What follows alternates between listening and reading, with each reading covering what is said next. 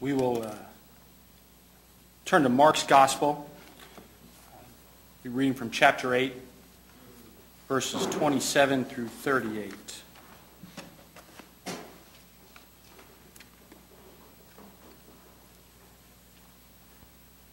Now Jesus and his disciples set out for the villages of Caesarea Philippi.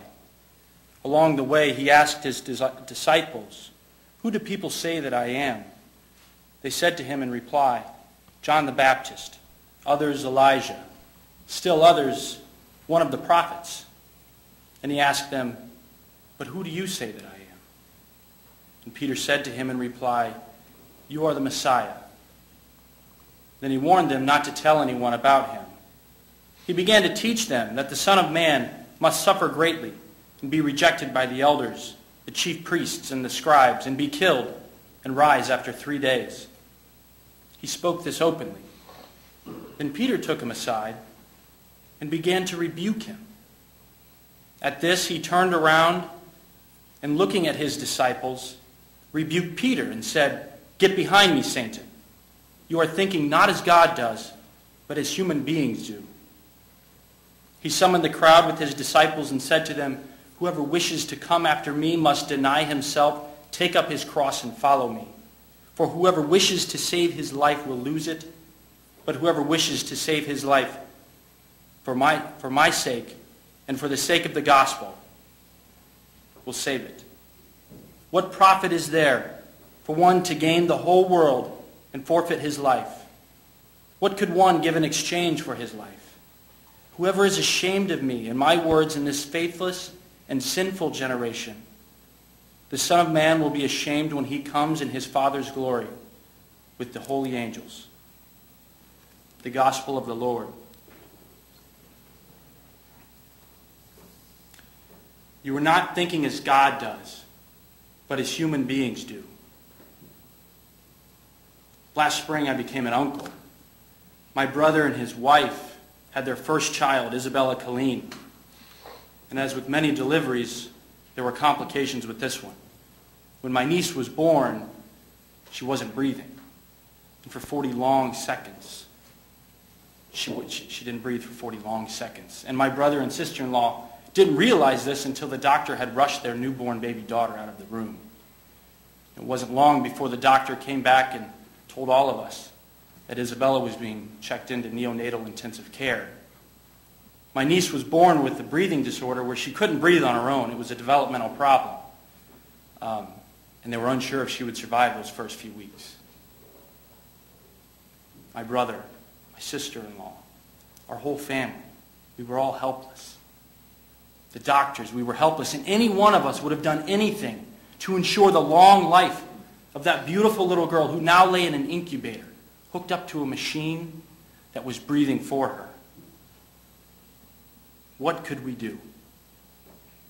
And you better believe we were asking that question, knowing full well that we asked that question in vain, because none of us could just stand by, doing nothing, as this newborn baby girl lay there in the fight of her life.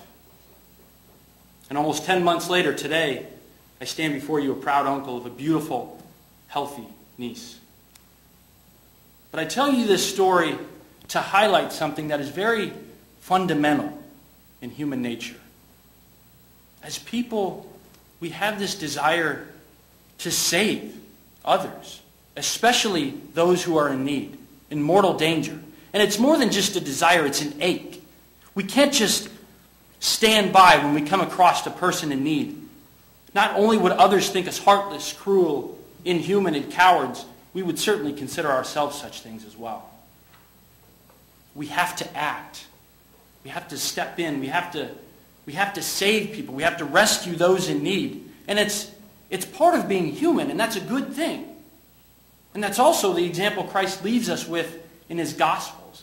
And in fact, prior to today's Gospel in Mark, we see Jesus doing just that, rescuing people.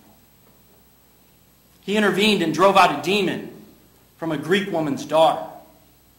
He fed 4,000 hungry mouths.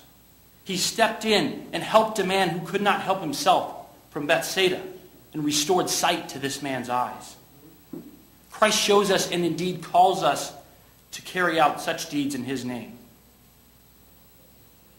Yet when Peter tries to intervene, he gets rebuked. And this isn't just any rebuke. He gets called Satan by the Most High God. This is the same guy who just minutes earlier had professed his belief to Jesus, that Jesus is the long-awaited Messiah of Israel.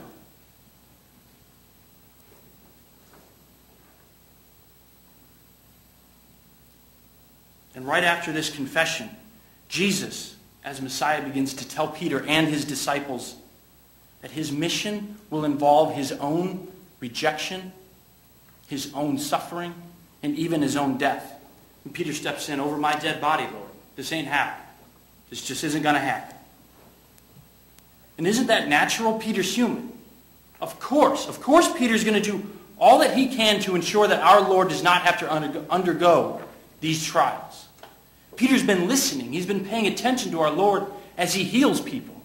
Of course he's going to step in and do all that he can to make sure that the Messiah lives. And after all, Peter gave up his wife. He gave up the family business of fishing. He turned his life upside down for the Lord, to learn from him, to follow him, to fall in love with him. Why wouldn't Peter do all that he can to save and rescue our Lord? But he still gets rebuked. He still gets rebuked. You are not thinking as God does, but as human beings do. My brothers and sisters, like Peter, we are the ones who are subject to the attacks of Satan. Like Peter, we are the hungry and the starved. Like Peter, we are the blind. My brothers and my sisters, we are the ones in need of rescue. And our long-awaited Messiah has come to make sure that we are indeed rescued. Christ came to save us, not the other way around.